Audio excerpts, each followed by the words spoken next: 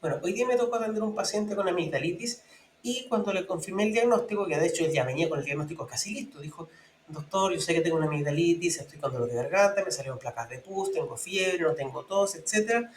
Eh, Así que vengo para que me dé antibióticos. Entonces lo evalué y luego de una evaluación médica efectivamente tenía amigdalitis. Curioso, porque no es tan común en los adultos, pero la tenía. Y me mencionó un asunto que me llamó mucho la atención, que me preguntó si es que podía operarse las amígdalas. Y ahí me contó que sufría episodios de esto todo el tiempo, muchas veces al año y durante muchos años. Entonces, él quería saber si se podía operar las amígdalas a un paciente adulto.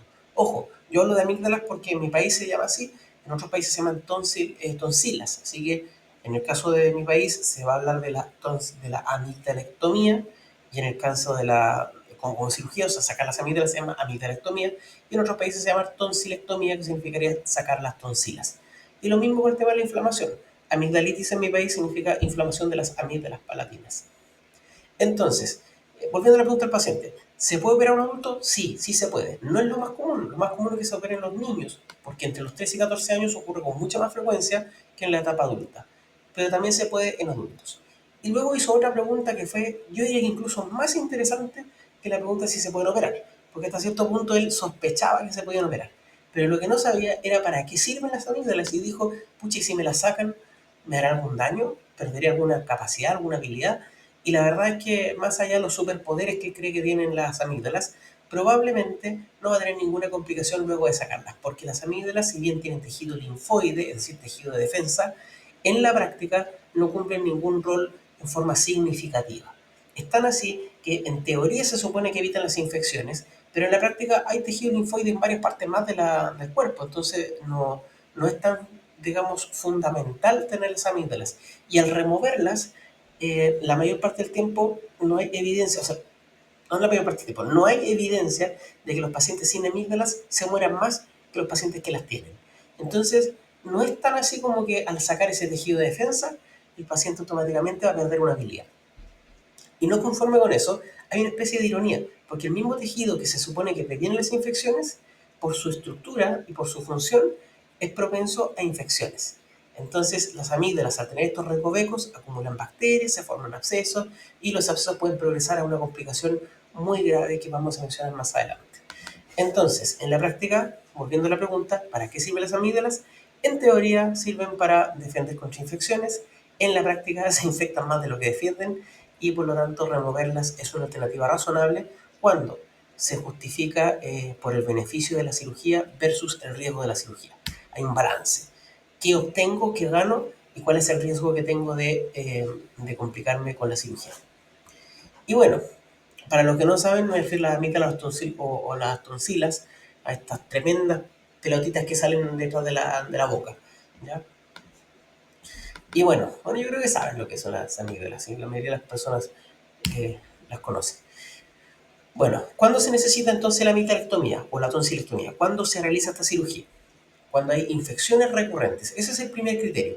Por ejemplo, para no entrar en detalles técnicos de cuántas veces se considera recurrente, vamos a hacer un ejemplo concreto. Una persona que sufre muchos episodios al año ya justifica una evaluación con el especialista para que se considere la amigdalectomía como un tratamiento para evitar las infecciones recurrentes. ¿Y por qué sería esto? Bueno, porque produce mucho malestar, requiere muchos tratamientos antibióticos, o sea, mucho antibiótico a lo largo del tiempo, y también porque a veces, cuando uno toma las, o sea, a veces, me enredé, porque las infecciones recurrentes también pueden progresar a una complicación más severa que son los abscesos periamigdalianos, que ya no es solamente pus en las amígdalas, sino que es una colección, se forma una especie de saco lleno de pus, y ese saco puede progresar incluso a obstruir la vía aérea en los casos más graves y desencadenar un evento adverso muy grave. Y al mismo tiempo, si es que ese absceso no se drena en forma adecuada, puede drenar de forma espontánea el mediastino y producir una infección del mediastino, que es una estructura mucho más sensible que está al medio del tórax, de ahí el nombre mediastino, y que al estar cerca de estructuras más nobles como el corazón y la vía aérea, puede llegar a producir una infección muy severa que se llama mediastinitis. Y en la mediastinitis se produce un riesgo de septicemia, que significa infección de la sangre, y lo que es más grave es que eso puede llevar a falla multiorgánica y eventualmente la muerte. Afortunadamente es muy raro que se forme un absceso perimitaliano, no son tan comunes y aún así cuando ocurren tampoco es tan común que progresen a mediastinitis. Pero si nosotros nos ponemos finos, en realidad sí deberíamos sacar las amígdalas cuando hay episodios a recurrencia, porque en cierto modo aumenta el riesgo de presentar estos eventos raros. Por supuesto, si te da una amigdalitis es poco probable que tengas un absceso, pero si has tenido 100 amigdalitis es mucho más probable que tengas abscesos que otras personas. Un tema como de jugar a la lotería, pero donde el premio es la muerte. Oh, eso suena como humor negro, así que vamos a editarlo en el futuro cuando tengamos a alguien contratado para editar videos. O sea, nunca. Bueno, otra justificación para sacar las amígdalas sería la amigdalitis crónica, que es estos casos extraños en que uno trata la amigdalitis con antibiótico, el paciente se mejora, se vuelve a enfermar rápidamente, se le vuelve el antibiótico, se vuelve a enfermar, o sea, se vuelve a mejorar y vuelve a enfermar y está con este ciclo eterno que nunca se le pasa y ya lleva más de 3 meses con infección. También ahí se justifica sacar las amígdalas. Y también hay otra condición menos común, pero que también puede justificarlo, que es cuando las amígdalas participan en el proceso de la apnea del sueño, de la apnea obstructiva del sueño. Hay algunos pacientes que roncan mucho por la noche, que duermen mal y mientras están durmiendo se despiertan súbitamente sin darse cuenta para poder respirar y vuelven a dormirse de inmediato. Después se olvidan, pero se da cuenta la pareja cuando despierta esta persona. Y resulta que estos pacientes se verían beneficiados de una cirugía de remodelación de la vía aérea y dentro de ese mismo contexto sacar las amígdalas si es que son muy grandes y obstruyen la vía aérea. En otras palabras, no solo las infecciones justifican la amigdalectomía, sino que también la obstrucción de la vía aérea superior. Y otra explicación, otra indicación para hacer la amigdalectomía y que quizás pocos conocen es el mal aliento crónico, la halitosis crónica. Si el paciente tiene mal aliento porque se le acumulan estos famosos tonsilolitos, que son restos de comida que se forman con una especie de piedras de mal olor dentro de las criptas amigdalianas, se justifica sacar las amígdalas para mejorar la calidad de vida de quienes rodean al paciente. Perdón, de la calidad de vida del paciente. Sí, por supuesto. Entonces, a las personas que sufren de mal aliento, también se puede dejar tratamiento con esto.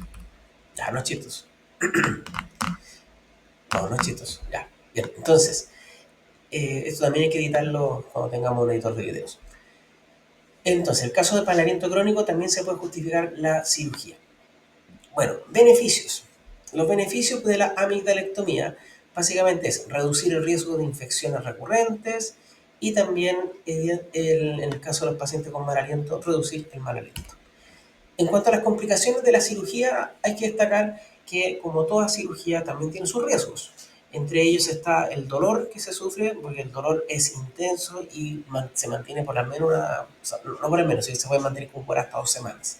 La hemorragia, que en algunos casos puede darse después de la cirugía, es decir, una vez que ya fue operado, sangran.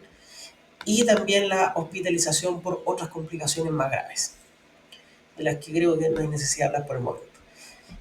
Pero en la práctica quiero decir que las probabilidades de presentar complicaciones son bajas. O sea, la inmensa mayoría de los pacientes después de la cirugía están impecables. Y bueno, ¿qué es lo que dice la ciencia al respecto? La ciencia dice que hay que suscribirse al canal, comentar, dejar todas las opiniones, experiencias sobre estos temas o cualquier otro tema que les interese para que vayamos generando ambientes de conversaciones más abiertas.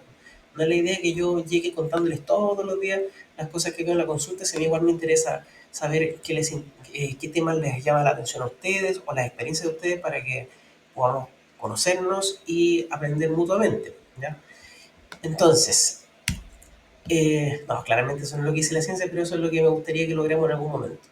Resumen, las amígdalas o tonsilas son unas estructuras de tejidos linfoides que están detrás de la boca, que se supone que reducen el riesgo de infecciones, pero en la práctica se infectan más de lo que ayudan. Y en algunos casos se justifica operarlas o sacarlas en adultos para evitar las infecciones recurrentes, para evitar la obstrucción de la vía aérea y para evitar el mal aliento en algunos casos. Así que no dudes en consultar a tu médico en caso de que tengas amigdalitis a repetición, o en caso de que tengas mal aliento, o en caso de que sepas que roncas por la noche y tienes las amígdalas muy grandes. Anda con tu médico especialista. Por lo menos en mi país se llama el otorrino laringólogo. No sé cómo se llamará en tu país esa especialidad, pero te sugiero que si tienes este cuadro acudas al especialista que se dedica a ese área. No olvides comentar, suscribirte y nos vemos en el próximo video.